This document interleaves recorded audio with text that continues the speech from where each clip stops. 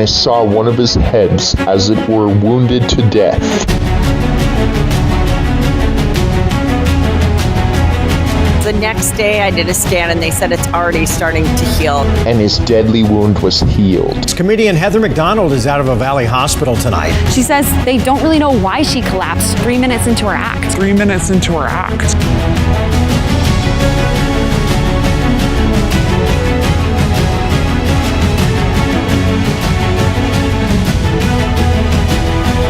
You can see my eye, I fell. My eye. The one-eyed man in the land of the blind is king. And if Trump's anything, he's a one-eyed man. When I'm wounded, I go after people hard, okay? And I try and unwound myself. And his deadly wound was healed. Unwound. Woe to the idle shepherd that leaveth the flock. The sword shall be upon his arm and upon his right eye. His arm shall be clean dried up, and his right eye shall be utterly darkened. Heather McDonald. Why do I think McDonald's is the Antichrist? As you can see, all these workers, everything is a and I think surely this is the disciples, the table of the disciples showed as a clown. He's got one eye on earth, one eye into heaven. Now, if this is to God be the glory here, I don't know what is a Bible being torn apart. This is a Bible being torn apart by making all these kind of things. Oh, you clown. My God is no clown. My God is God Almighty and I love Him. We need to stand up strong against these things. I want you to share this video to many people and show them what our schools are standing for. Grantley School, which I've loved so much. It's a disgrace. It broke my heart to see that you allowed this in the school. He's already not of the earth completely. He's already transcended his body. He has all this going on, and yet he also possesses the power of life and death over every living thing on this earth. And like the clown, there are those two sides to him. To some, he's fun and entertaining, a welcome and unthreatening presence. To others, he is terrifying, a monster, even otherworldly. Why do I think McDonald's is the Antichrist?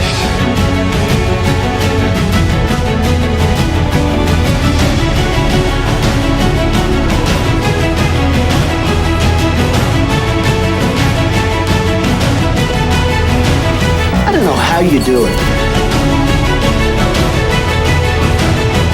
Press photographer Pablo Martinez. I was completely surprised, and I was like, wow. As beautiful as it is terrifying, marveled BuzzFeed News. Such a fierce, determined look. That's the eye of a leader. A king shall arise, having fierce features, who understands sinister schemes. His power shall be mighty, but not by his own power. He shall destroy fearfully, and shall prosper and thrive. He shall destroy the mighty, and also the holy people. Through his cunning, he shall cause deceit to prosper under his rule, and he shall exalt himself in his heart. He shall destroy many in their prosperity. He shall even rise against the prince of princes, but he shall be broken without human means. And the vision of the evenings and mornings, which was told, is true. Therefore seal up the vision, for it refers to many days in the future.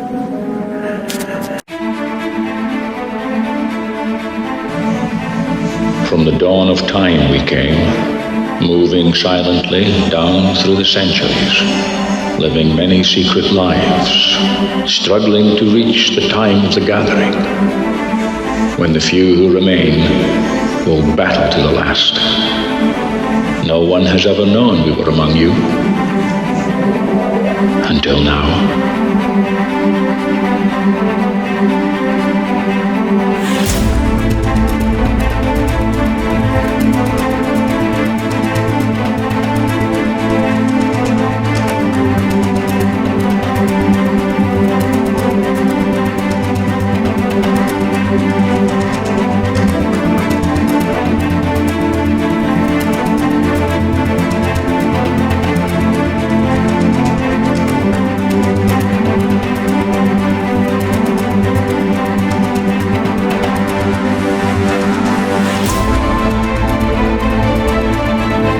Here on the Isle of Lewis, I've been following in the footsteps of Mary Ann MacLeod, the late mother of President-elect Donald Trump. Mary Ann experienced a hard life here, and the First World War had devastated the male population and the chances of a young woman getting married. To make matters worse, Mary Ann was the youngest of 10 children, and only one son could inherit the family croft. You can understand why. She decided to follow her sisters to a new life 3,000 miles away in New York City.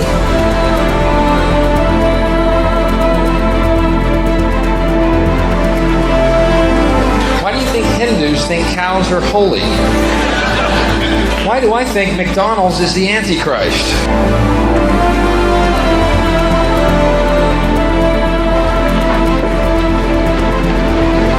Drinking with us, are you? What's the matter? You, talking and breathing.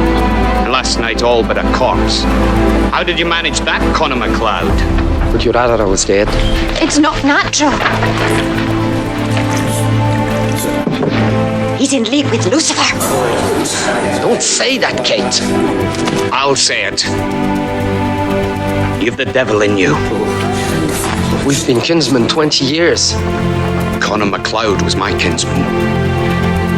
I don't know who you are.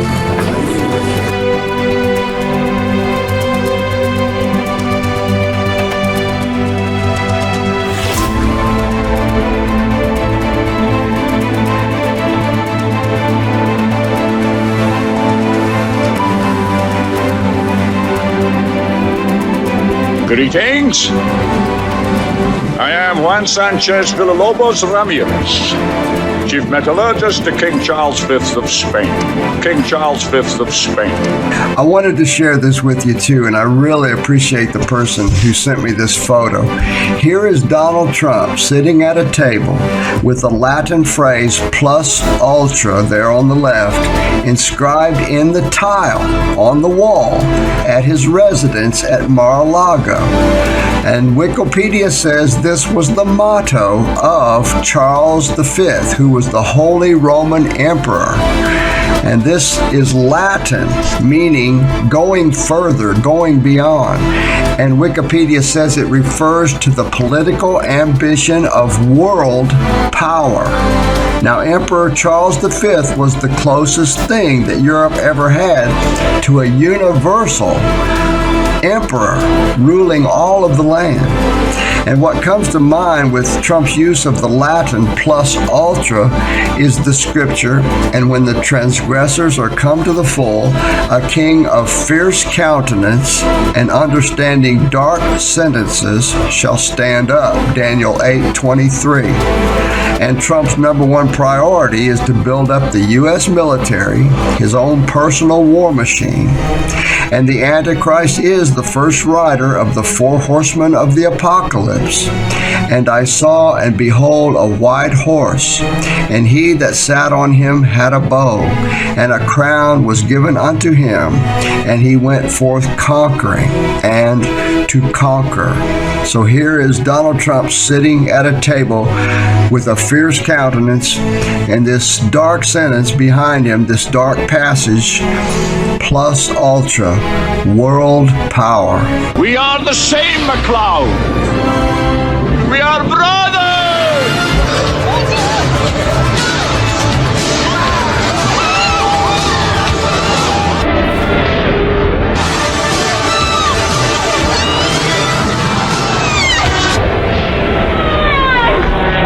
Napoleon, Alexander the Great, Donald Trump.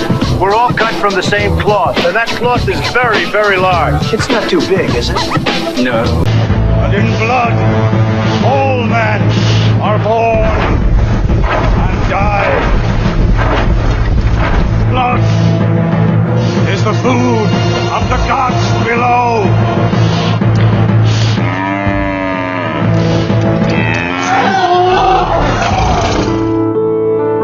In the third year of the reign of King Belshazzar, a vision appeared unto me, even unto me Daniel, after that which appeared unto me at the first. And I saw in a vision, and it came to pass when I saw, that I was at Shushan, in the palace which is in the province of Elam, And I saw in a vision, and I was by the river of Ulai. Then I lifted up mine eyes, and saw, and behold, there stood before the river a ram which had 2 horns, and the 2 horns were high, but one was higher than the other, and the higher came up last. I saw the ram pushing westward, and northward, and southward, so that no beasts might stand before him, neither was there any that could deliver out of his hand.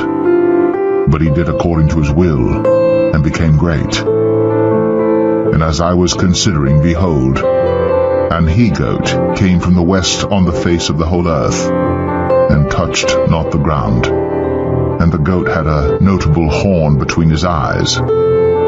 And he came to the ram that had 2 horns, which I had seen standing before the river, and ran unto him in the fury of his power. And I saw him come close unto the ram, and he was moved with choler against him, and smote the ram, and brake his 2 horns. And there was no power in the ram to stand before him, but he cast him down to the ground, and stamped upon him, and there was none that could deliver the ram out of his hand. Therefore the he-goat waxed very great, and when he was strong, the great horn was broken, and for it came up 4 notable ones toward the 4 winds of heaven. And out of one of them came forth a little horn, which waxed exceeding great toward the south, and toward the east, and toward the pleasant land. And it waxed great, even to the host of heaven. And it cast down some of the host and of the stars to the ground, and stamped upon them. Yea, he magnified himself even to the prince of the host. And by him the daily sacrifice was taken away, and the place of his sanctuary was cast down. And an host was given him against the daily sacrifice by reason of transgression. And it cast down the truth to the ground, and it practiced and prospered. Then I heard one saint speaking, and another saint said unto that certain saint which spake, How long shall be the vision concerning the daily sacrifice, and the transgression of desolation, to give both the sanctuary and the host to be trodden under foot?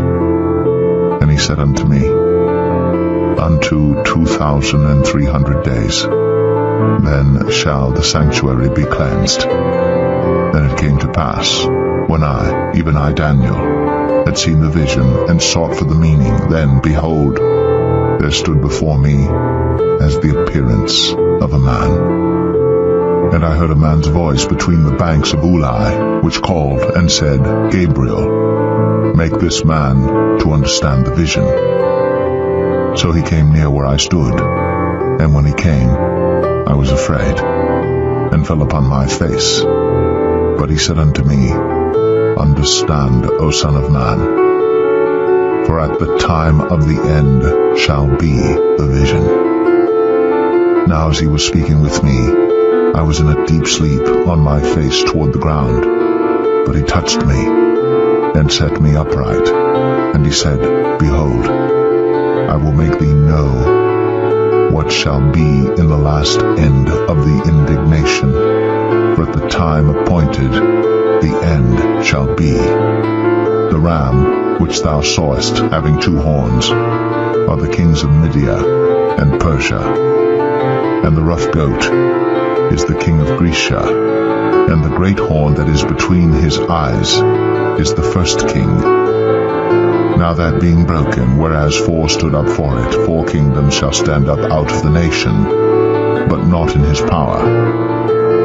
And in the latter time of their kingdom, when the transgressors are come to the full, a king of fierce countenance, and understanding dark sentences, shall stand up, and his power shall be mighty, but not by his own power. And he shall destroy wonderfully, and shall prosper and practice, and shall destroy the mighty and the holy people. And through his policy also he shall cause craft to prosper in his hand. And he shall magnify himself in his heart, and by peace shall destroy many. He shall also stand up against the prince of princes, but he shall be broken without hand. and the vision of the evening and the morning which was told is true. Wherefore shut thou up the vision, for it shall be for many days. And I, Daniel, fainted, and was sick certain days.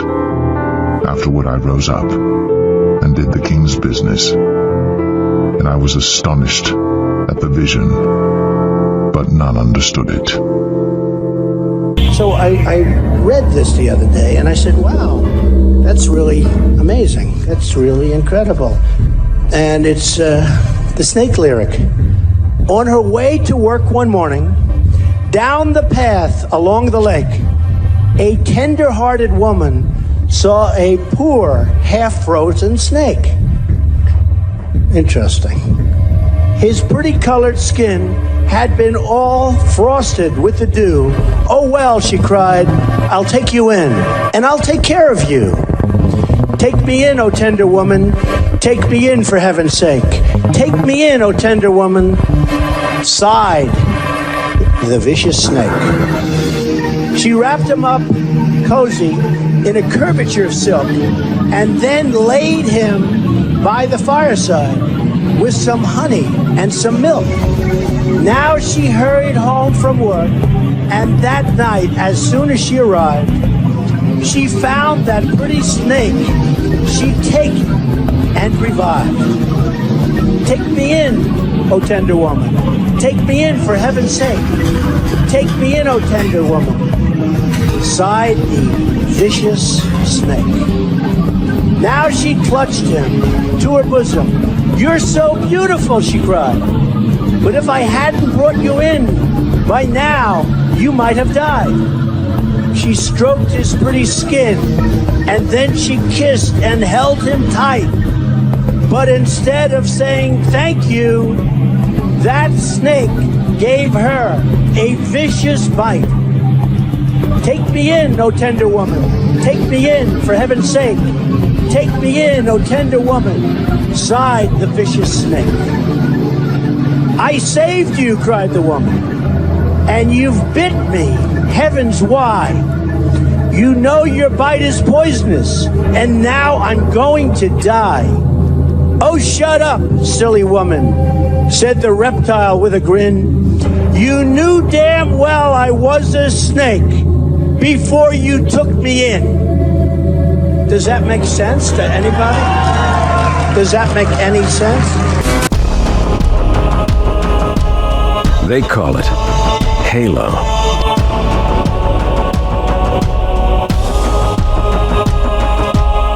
The Covenant kept saying that whoever controls Halo controls the fate of the universe.